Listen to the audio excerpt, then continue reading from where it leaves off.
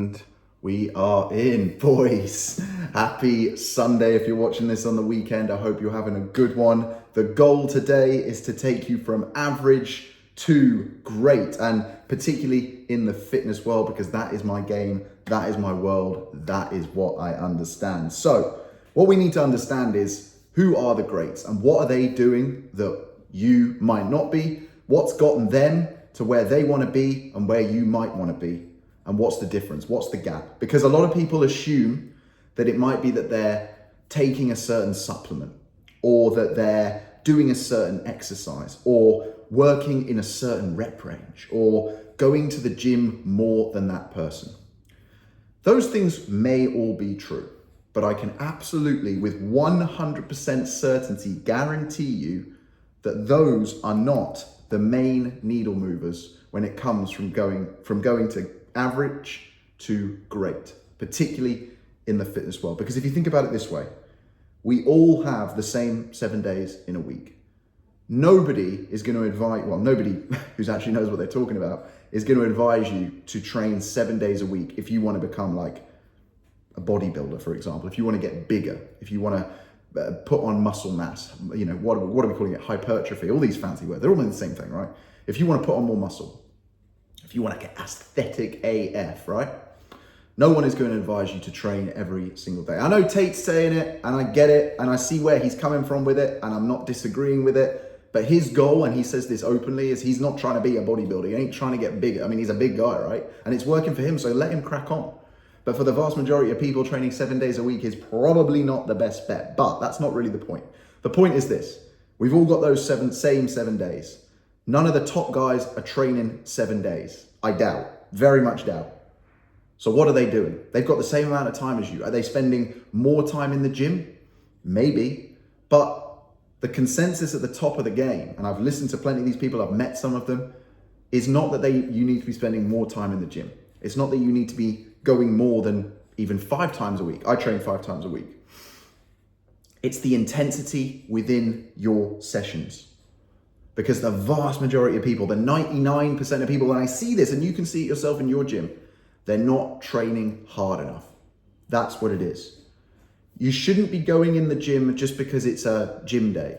You should be going in with the intention and seeing it as the ability to get better.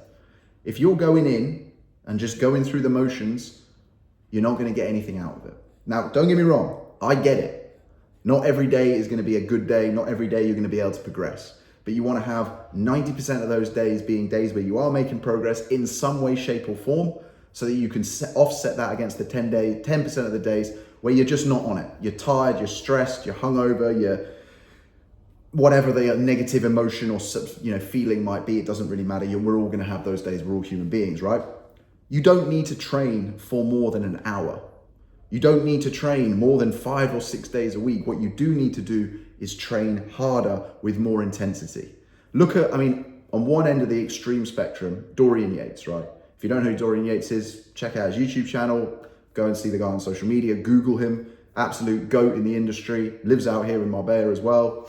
And he was Mr. Olympia, I believe. I think maybe even 2 or 3 times. And he always talks about the fact that he never trained for that long in the gym. But if you watch any footage of his training sessions, and the guy was smart enough to have some of this stuff recorded, this is long before social media or any of this stuff, you see how hard he is training. And actually, even if you can't find his stuff, you go and watch people like Mike Thurston. I'm sure you guys have heard of this guy. He's a cool guy in the fitness industry. He's trained, or he's had Dorian train him before. And even Mike will say in his videos, like, he likes the sessions with Dorian, but he also dreads them because, like, you feel like you're going to throw up. In fact, you might throw up, kind of thing. Like, the intensity is on another level. And this is coming from a guy who is built like a Greek god. Mike is, right? So if he's saying that and there's levels above him, then it gives you an idea of how much harder you could train. Because it isn't about time. It isn't about the exercise selection. As long as you are progressively overloading and doing compound movements consistently, and you are training every single muscle group more than once a week, you will make gains. But the biggest difference between those people who just make gains and the people who are great at the top of their game are the people who are training with real intensity. They are seeing it as a focused task. Take me yesterday, for example. Was it yesterday? Yesterday, I think it was yesterday. I went in, full leg session, did not want to do it. Trust me when I say this. And the reason I don't want to do my leg sessions is because I know how much they're gonna suck. 20 minutes on the leg press. And that's not me sitting there for 20 minutes on my phone for 5 minutes between sets. That is me doing 5 sets going up the pyramid and then 5 sets coming back down. So I started off with like 2 25s, then 4, then 6, then 8, then 10. And then I max out, I don't know, whatever it was, 300 kilos for 5 reps, nothing particularly mad or strong. But then I come back down. And then the last couple of sets I'm doing with single leg. So I'm doing volume, intensity. I'm training hard. And then that's just the first exercise. 20 minutes in, I look at my Apple Watch and I've burnt like 300 calories.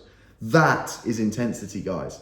And that isn't anything that none of you can do, that you can't do, that I can do, right? If you're going to the gym, it's your choice how hard you choose to train. And the other massive benefit here, aside from the fact that you're going to get absolutely shredded and massive and, everything, all that good stuff, is you're going to come out of it with so much more clarity, so much more pride that you've actually put the effort in and you've worked hard for it. So I'll say it again. The biggest difference maker is not the exercise selection, the supplements, the time of day that they're training, or any of this other stuff, how long they're in the gym for. The biggest difference maker is the intensity and how you spend your time in the gym, guys. That is going to be the biggest needle mover. So if you want to go from average to great, train harder. Make sure you're doing those compound movements. Make sure you're doing progressive overload. So you're tracking your lifts and you're increasing that volume over time, your reps, your sets, your weight, the weight that you're lifting, of course, right? This is the basic stuff that I'm sure if you're watching a video like this, you understand and you know. But if you're struggling, if you're plateauing, if you're like, I can't break through it, like nothing's really changed. And I get it, I've been there. I've spent a lot of time there. But you have to look at yourself in the mirror, hypothetically. I mean, you could do it. You could literally look in the mirror if you wanted to, but you don't need to. Look in the mirror hypothetically and just be like, come on. Like, ask yourself, how hard are you actually training? And the reality is it's probably a 6 out of 10. And like I say, I get it. I'm human too. Some days I'm like, can't really be bothered. No one's watching. It's going to be a 6. It's going to be a 6 out of 10 day. 2 things happen when I do that. First of all, I come out of that session and it doesn't really feel like I've gone to the gym, so I don't get the mental benefits of having gone to the gym. And secondly, I just spend the rest of the day feeling guilty because I've just wasted time in the gym. And then I'm like, why didn't I just train harder? I was already there. I'd done the hard bit, which is get up, go there, do the work. I might as well have just tried harder. So if you feel like you're going to have a session where you could easily take your foot off the gas and go 6 out of 10, just spend 30 seconds having a word with yourself before you start. And just be like, okay, I don't feel like it right now, but how much better am I going to feel in an hour's time? It's not that long, in an hour's time for the rest of my day and my evening and my night if I just train hard, if I go for it, if I push for 1 extra rep or go 5 kilos heavier on that 1 exercise. Progression doesn't have to be across the board, right? And the higher you get up the sort of the pyramid of greatness, I've just made that up, the pyramid of greatness, let's go with it. The more marginal the gains. You're not going to be stacking 25 plates on every time you're doing a leg press.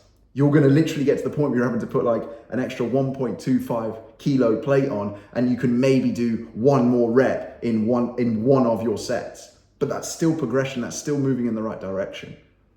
So track your lifts, do compound movements, progressively overload. And guys, the secret sauce, the missing ingredient for the vast majority of people, train harder.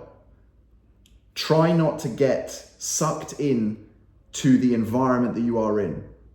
Because you go to like your average commercial gym in the UK or in the US, right? Or just anywhere, right? 90% of people are just there to go through the motions so that they can tell their mates over fucking cocktails and brunch that they went to the gym. They're not there because they want to get better. They've got no program, they've got no coach, they're not watching these videos. They are just there so that they can say they go to the gym. That's it. It's just so that they can fit in. And if you want to do that, fine. But I don't think people watching these types of videos are those type of people, because those people ain't watching these videos. You guys, the people, if you're watching this video, you want to be better. And if you want to understand the difference between average and great, this, in my opinion, is the biggest needle mover. It's not more time, it's not different exercises, it's not more supplements. It is the intensity of your time in the gym. Now, of course, there are it's the things outside of the gym as well. And the other 2 needle movers outside of the gym are going to be your diet and your sleep, okay? So, but nail the intensity in the gym, because the chances are If you're watching these videos, you're frustrated and you're plateauing. 90% of people who are watching this probably are doing there or thereabouts the right thing with their diet, and they know what to do around their sleep. The biggest needle mover, the thing you don't want to do, is the thing that's going to get you the biggest gains. Training harder. I promise you. You could spend another hour trying to find another solution on YouTube just to validate yourself and make yourself feel better. But I promise you, this is the biggest needle mover. And you know what? I record this video for you guys, but I'm also saying this to myself. This is self-talk for me. This is almost like meditation for me as much as it is hopefully beneficial for you guys. Because it's helping me to realize, oh, you know what? Even now, I come off the back of that leg session yesterday and I'm like, I probably could have gone harder. So you're never gonna have that perfect workout, but just always strive to be better, guys. And I promise you, if you do this and you stick to it and you're diligent with it for even a month, you're gonna notice serious gains. All right, I'll leave it there, but hopefully the energy came across. Hopefully it felt positive. Let me know in the comments what you thought, guys. If there's anything else you think I've missed, you think I'm wrong, I'm happy to be challenged. I'm not sitting here saying I'm right. I'm sitting here giving you my opinion. I've been training for 15 years. I've been personal training people for 5. I've been a nutritionist for 5. I've worked with over 100 clients around the world, mostly men.